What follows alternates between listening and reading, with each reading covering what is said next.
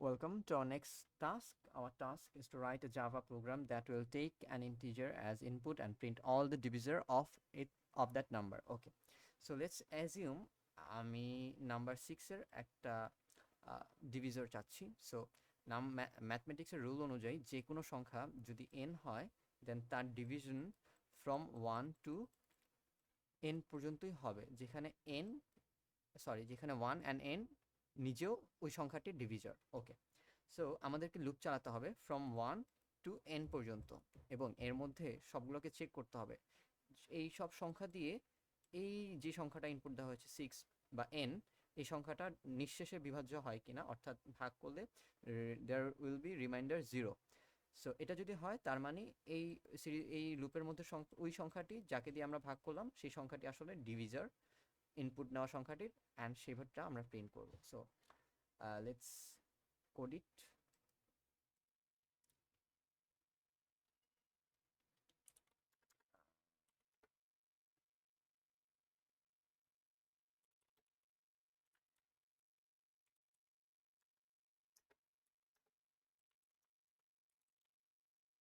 একটি লুপ চালালাম from 1 to i less than or equal to n, আর প্রতিবার এক করে ইনক্রিমেন্ট করব। Fine. So if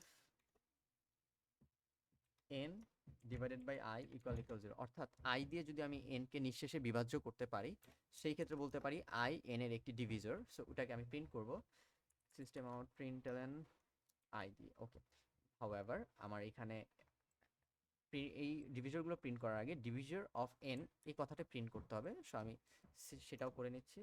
system out print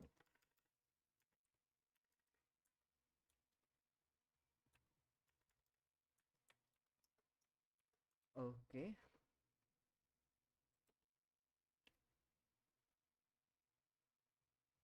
divisors of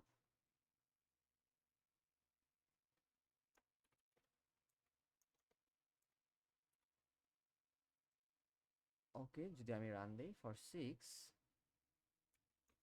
6 এর জন্য ডিভিজর 1 2 3 অ্যান্ড 6। আমি 7 এর জন্য রান দিই, আমরা জানি 7 এর ডিভিজর 1 অ্যান্ড 7 ছাড়া আর কিছু না। So 1 and 7।